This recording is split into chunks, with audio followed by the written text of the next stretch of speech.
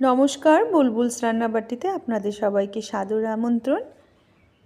আপনারা সবাই কে কেমন আছেন সবাই একটুখানি কমেন্ট করে জানাবেন।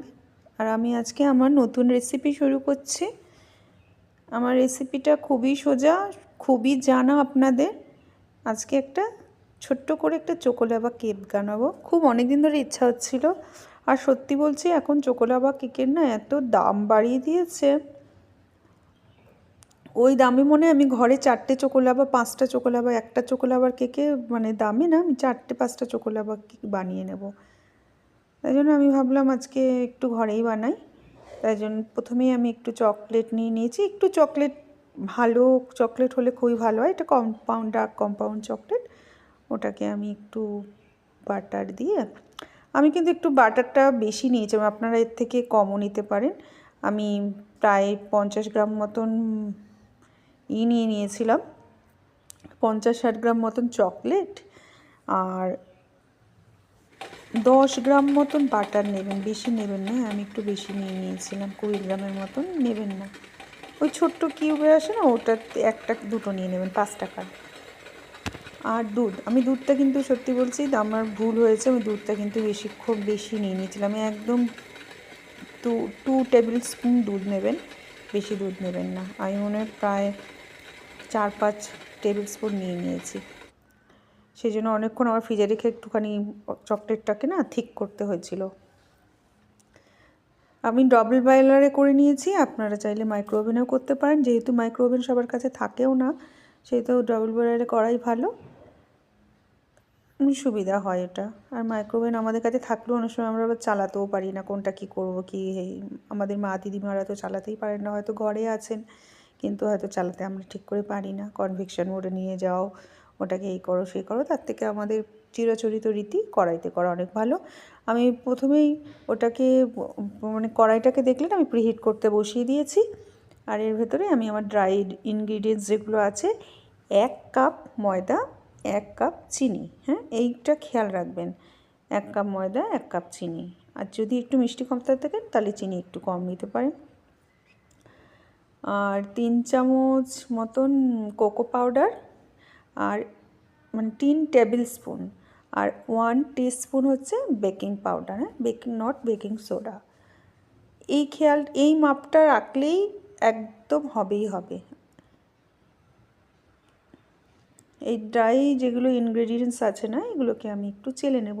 অবশ্য করে যখনই কেক বানাবেন এই ড্রাই জিনিসগুলোকে না একটু চেলে নিতে হবে, তাহলে কি হয় এর ভেতরে হাওয়া ভরে কেকটা ফুসফুসে হয়।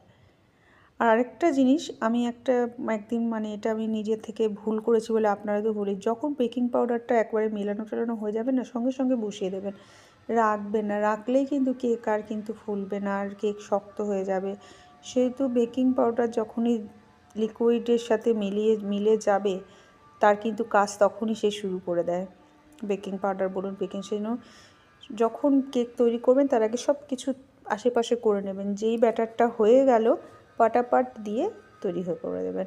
নাহলে আমি অনেকবার কিন্তু এই জন্য ঠকেছি, এই জন্য আপনাদেরও বলছি।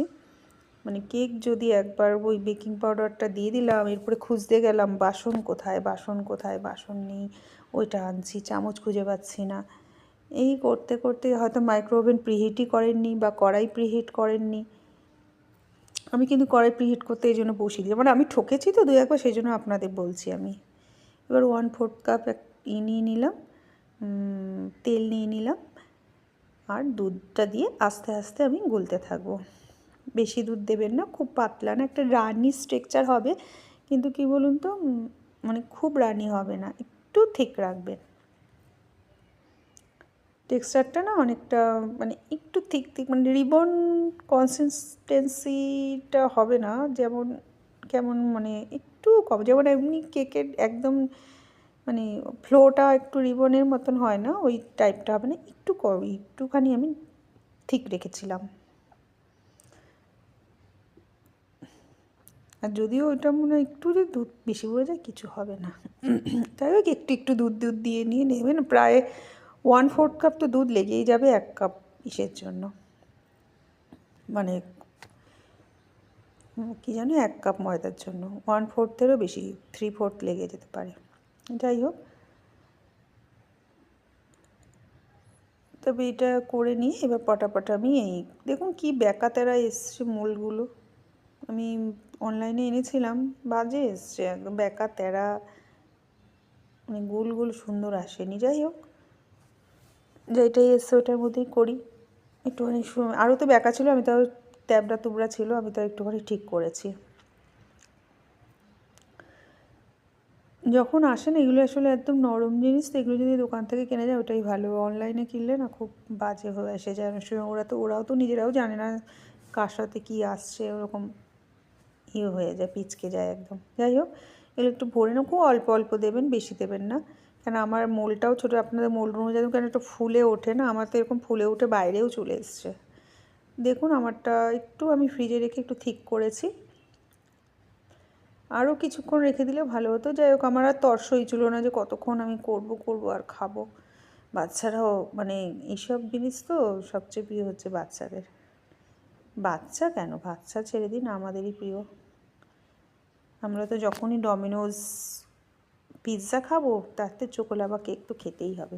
চোকোলাভা কেক ছাড়া পিৎজা বানায় না জানে, এমন একটা ব্যাপার। এটার সাথে এটা কমপ্লিমেন্টারি রাখবেই। যাই হোক, আমার আর একটু ভ্যানিলা এসেন্স দিয়েছিলাম, এটা আপনাকে বলতে ভুলে, এটা দেখানো হয়নি। ভ্যানিলা এসেন্সটা দেবেন অবশ্য করে, বেশ সুন্দর গন্ধ আসবে কেকে। আমি যেহেতু 1 কাপ ময়দা নিয়েছিলাম, সেহেতু 1 চামচ ভ্যানিলা এসেন্স দিয়েছিলাম, টিস্পুন, নট টেবিল স্পুন। তবে এর ওপর দিয়ে হালকা হালকা করে না চকলেটটা যেটা আমরা দিয়েছি ওটা আস্তে আস্তে ওপর থেকে, মানে খুব অল্পই ওপরের থেকে এই ব্যাটারটা দিয়ে দেবো, চকলেটটাকে ঢেকে দেবো। চকলেটটাকে ঢেকে দিলে সবচেয়ে ভালো হয়। আর যদি একদমই হবে তখন না ঢাকলেন, তবে এরপর আমি বসিয়ে দিয়েছি। বসিয়ে দিয়ে এটা আমি 15 মিনিট, জাস্ট 15 মিনিটের বেশি রাখতে হবে না, কেক সুন্দরভাবে হয়ে যাবে। দেখুন কত ফুলে উঠেছে, দারুণ হয়ে গেছে কেক আমার। এরপরেই খাওয়া স্টার্ট করে দেবো। আর গরম গরম খেলে, খুব গরম একটু রেখে দেবেন, কারণ খুব গরম দিলে না ভেতরে যে লাভাটা, ওই কেকটা যেটা দিয়েছি লাভাটা মুখে লাগলে পুড়ে যাবে। যাই হোক, হয়ে গেছে আমার কেকটা। চলুন দেখুন, আমি কেটে খেয়েছি, আগেই দেখাতে ভুলে গেছি, মানে তো অসহ্য ছিল না। আর ভেতরে লাভাটা এত পুরো পুরো ডমিনোজ পিৎজা হয়েছে আমার, তো মানে ডমিনোজের থেকেও বেশি ভালো লেগেছে, এত লিকুইডি, মানে দারুণ খেতে হয়েছিল। আপনারাও বানিয়ে ফেলুন প্লিজ, একবার বানিয়ে খান, তারপর আমাকে বলবেন। যদি না হয় তো আমাকে একবার কমেন্ট করে বলবেন, হবেই হবে। চলুন তাহলে আজ আসি, টাটা।